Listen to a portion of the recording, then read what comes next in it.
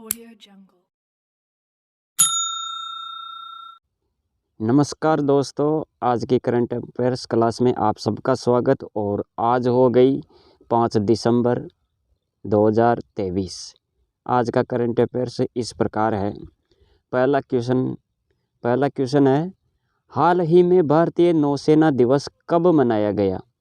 तो दोस्तों याद रखें, 4 दिसंबर को भारतीय नौसेना दिवस मनाया गया। कुछ पॉइंट मैंने यहाँ पर जोड़े हैं, तो देखिए। भारतीय नौसेना के जवानों की उपलब्धियों याद करने के लिए नौसेना दिवस मनाया जाता है। भारत में हर साल 4 दिसंबर को नौसेना दिवस मनाया जाता है। इसकी शुरुआत कब हुई? 1972 में। दूसरा क्वेश्चन पर चलते हैं। दूसरा क्वेश्चन है, चंद्रशेखर घोष को किस बैंक का एमडी व सीईओ नियुक्त किया गया? तो आपको ध्यान में रखना है बंधन बैंक।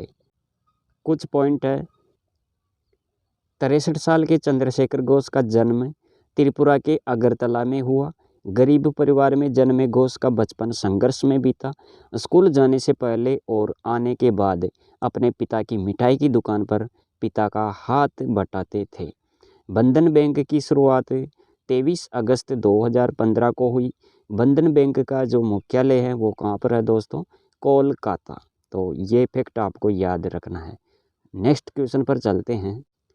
तीसरा क्वेश्चन है, भारत की 84वीं चेस ग्रैंड मास्टर कौन बनी? तो याद रहे वैशाली रमेश बाबू। ये भारत की 84वीं चेस ग्रैंड मास्टर बनी। इनसे रिलेटेड और देखते हैं। 81वें ग्रैंड मास्टर सयांतन दास।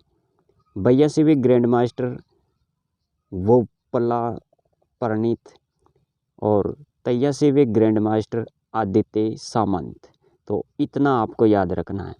चौथा क्वेश्चन है, दुनिया के पहले पोर्टेबल हॉस्पिटल का उद्घाटन कहाँ किया गया? तो दोस्तों याद रखें, गुरुग्राम।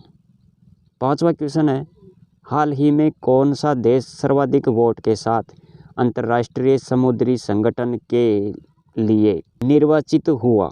तो दोस्तों याद रखें, भारत। कुछ फैक्ट यहाँ पर देखें।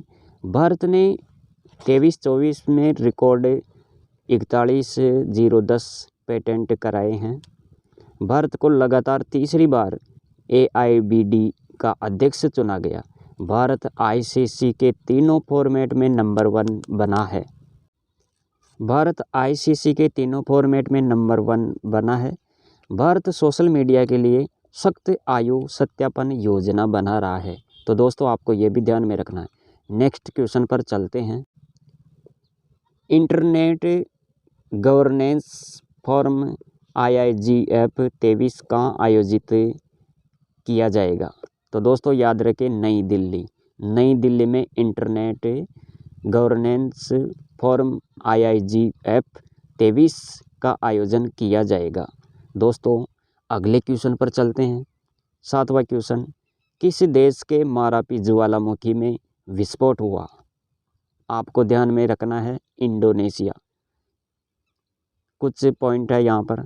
भारत के जन औषधि केंद्र मॉडल का अनुकरण करना चाहता है। कौन सा देश करना चाहता है अनुकरण? तो याद रखें, इंडोनेशिया। इंडोनेशिया की राजधानी क्या है? जकार्ता। तो दोस्तों ये फैक्ट इतना आपको ध्यान में रखना है। नेक्स्ट क्वेश्चन पर चलते हैं। 8वां क्वेश्चन है, हाल ही में रैपिड फायर राष्ट्रीय चैंपियन कौन बने हैं? तो नाम याद रखना है, अभिनव चौधरी। ये रैपिड फायर राष्ट्रीय चैंपियन बने हैं। 9वां क्वेश्चन है, हाल ही में कौन पहला एक्सरे पोलारीमीटर सैटेलाइट लॉन्च करेगा? हाल ही में कौन पहला एक्सरे पोलारीमीटर सैटेलाइट लॉन्च करेगा? तो आपको ध्यान में रखना है, इसरो। दोस्तों इसरो की स्थापना कब होती है? 1969 में। इसका मुख्यालय कहाँ पर है? बेंगलुरु। इसरो का पूरा नाम क्या है? भारतीय अंतरिक्ष अनुसंधान संगठन। वर्तमान अध्यक्ष निदेशक कौन है इनके? Doctor S Somnath. अगले क्वेश्चन पर चलते हैं। दोस्तों 10वां क्वेश्चन है, हाल ही में खादी माटी कला महोत्सव का उद्घाटन किसने किया? अमित शाह। आपको क्या याद रखना है? अमित शाह। दोस्तों अमित शाह कौन है? भारतीय राजनीतिज्ञ तथा संप्रति भारत के गृह मंत्री है। तो ये महोत्सव कहाँ पर मनाया गया? ये महोत्सव अभी अहमदाबाद में आयोजित हुआ। अमित शाह के बारे में मुख्य जानकारी, इनका जन्म 22 अक्टूबर 1964 को।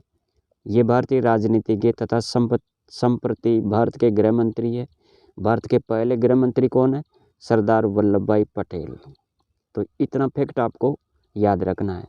अब हम बात करते हैं भारतीय चुनाव रिजल्ट के बारे में। भारतीय चुनाव की अब हम चर्चा करते हैं यहाँ पर। तो भारतीय चुनाव परिणाम इस प्रकार रहा। मध्य प्रदेश में बीजेपी की 163 टोटल सीटें हैं, कांग्रेस 66 सीटों पर और बहुजन समाज पार्टी की 0 सीटें, अन्य में 1 है। तो ये एमपी का रिजल्ट है। अब राजस्थान की बात करते हैं दोस्तों। तो बीजेपी की 115 टोटल सीटें, कांग्रेस की 69 सीटें हैं और बहुजन समाज पार्टी की 2 सीटें, अन्य 13। ये आपको ध्यान में रखना है। तेलंगाना का रिजल्ट देखते हैं। कांग्रेस की 64 सीटें हैं टोटल, बीआरएस ने 39 सीटें प्राप्त की। बीजेपी की बात करें तो 8 सीटें मिली। और दोस्तों आगे छत्तीसगढ़ की बात करते हैं हम यहाँ पर। बीजेपी की 54 सीटें और कांग्रेस से 35 सीटें, जनता कांग्रेस की 0 और अन्य में 1 सीट आ जाएगी। यहाँ पर मिजोरम की बात करते हैं तो जेडपीएम की सीटें 27 सीटें हैं, एमएनएफ 10 सीटें, बीजेपी की केवल 2 सीटें हैं और अन्य में 0। तो इस प्रकार ये चुनावी रिजल्ट रहा है दोस्तों। तो इतना फैक्ट आपको ध्यान में रखना है। तो आज की ये करंट अफेयर्स क्लास आपको कैसी लगी कमेंट करके ज़रूर बताएं और एक लाइक कर दीजिए। दोस्तों मिलेंगे नेक्स्ट वीडियो में, तब तक के लिए Jai Hind, Vande Mataram. Thanks for watching.